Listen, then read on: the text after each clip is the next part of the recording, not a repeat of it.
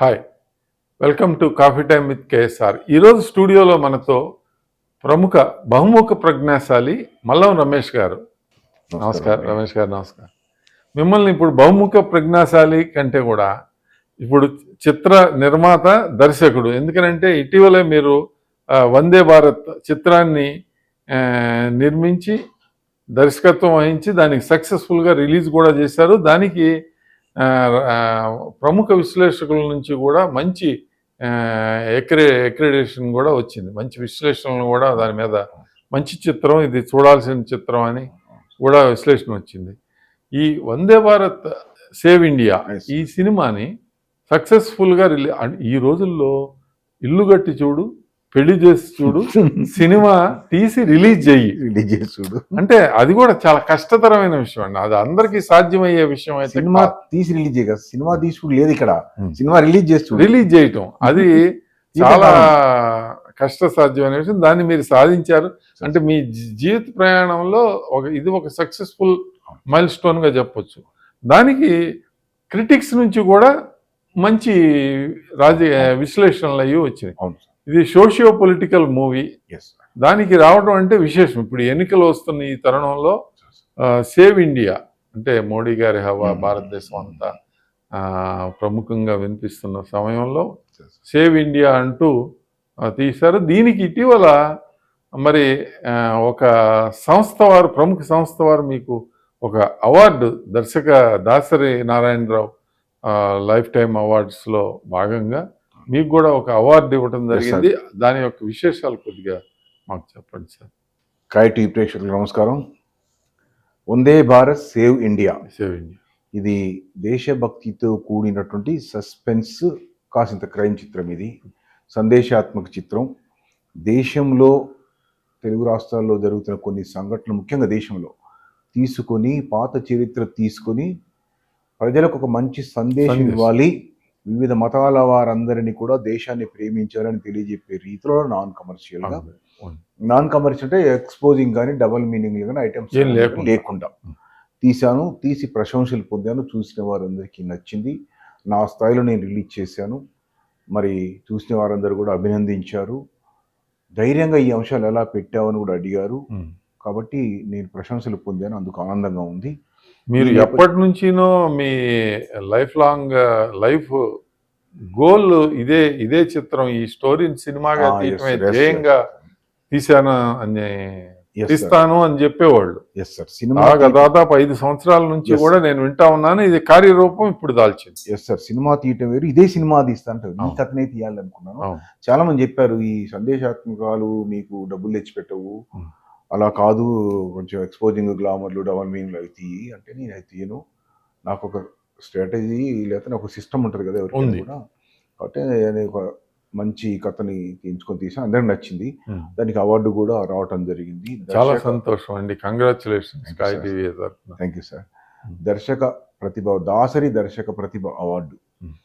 ఇది మొత్తం సినిమా రంగంలో దర్శక విభాగానికి వచ్చినట్లయితే రజాకార్ సినిమా దర్శకులు యాటా సత్యనారాయణ గారికి మరియు వందే భారత్ సేవ్ ఇండియా నిర్మించిన నాకు దాసరి దర్శక ప్రతిభ అవార్డు ఇవ్వటం జరిగింది. దీనికి సమన్వయకర్తగా సీనియర్ దర్శక నిర్మాత తుమ్మలపల్లి రామసత్యనారాయణ గారు వ్యవహరించారు. చాలా మంది సినిమా ప్రముఖులు చాలా మంది హాజరయ్యారు. తమ్మారెడ్డి భరద్వాజ గారు, మురళీమోహన్ గారు, సుమన్ గారు, చాలా పెద్దవాళ్ళు కూడా హాజరయ్యారు. చాలా మంది ప్రముఖులు వచ్చారండి. వాళ్ళందరి సమక్షంలో నాకు అవార్డు ఇవ్వటం, దాసరి గారి పేరు మీద అవార్డులు ఇవ్వటమే విశేషం అండి. ఎందుకంటే దాసరి నారాయణరావు గారిని స్మరించుకోవాలి అని చెప్పి ఆయన ఎప్పుడూ మా గురువు గారు అని చెప్పి తుమ్మలపల్లి రామసత్యనారాయణ గారు అంటారు. రేలంగి నరసింహారావు గారు ఆయన శిష్యుడే కాబట్టి ఆయన కూడా ఇది చాలా, ఆ అవార్డు మీకు రావటం చాలా సంతోషదాయకం అండి. ఈ స్ఫూర్తితోటి మరి మీకు మరింత బాధ్యతలు మీ తల మీదకి పెట్టినట్టే. మరి రాబోయే రోజుల్లో ఇంకేమన్నా ఈ సినిమాని మరింత ముందుకు తీసుకెళ్లే కార్యక్రమం ఏమన్నా చేయబోతుందండి? మొత్తం మూవీకి సంబంధించి వెబ్ సిరీస్, మూవీస్ అని కొందరు అంటారు, మూవీస్కి జనం రావట్లేదు కాబట్టి కష్టం, కాబట్టి వెబ్ సిరీస్ ఒక ఆలోచన కూడా ఉంది. దాన్ని కూడా ప్లాన్ చేసి డిస్కస్ చేసి ఒక టీం తయారు చేసుకుని ముందుకెళ్ళటం జరుగుతుంది. ఓకే. అయితే ఈ విశేషం ఏంటంటే నేను తీసింది మొదటి సినిమా. అవును, మొదటి సినిమాకే నాకు ఈ అవార్డు వచ్చింది. అవార్డు వచ్చింది, చాలా విశేషం. కాబట్టి నాకు చాలా అదృష్టంగా సంతోషంగా సంతోషంగా. అవును. అందుకు ఈ నాకు సహకరించిన టెక్నీషియన్స్ కు, దర్శక విభాగం వారికి, నటులకు, ముఖ్యంగా సుమన్ గారికి, Hmm. ఇతర నటీ నటులకు, తర్వాత చిన్న చిన్న పాత్రలు కూడా వేసి అవును, మరి బాగా నటన నటించిన ప్రదర్శించిన వారికి మీ మీద అభిమానంతో దాదాపు 100 మంది ఈ అవునండి. చిత్రంలో Yes, sir. ప్రముఖులైన వారు, అవును సార్. వివిధ రంగాల్లో ఆ వివిధ రంగాల పేరున్న ప్రముఖులు. వాళ్ళు. అందరు సినిమా ప్రముఖులు అనేది అందరు తెలుసు కానీ అవును, వివిధ రంగాల ప్రముఖులు, సినిమా అవును. సంబంధం లేని వారు కూడా వచ్చి వచ్చి నటించి నటించారు. నాకు సహకరించారు. అవును.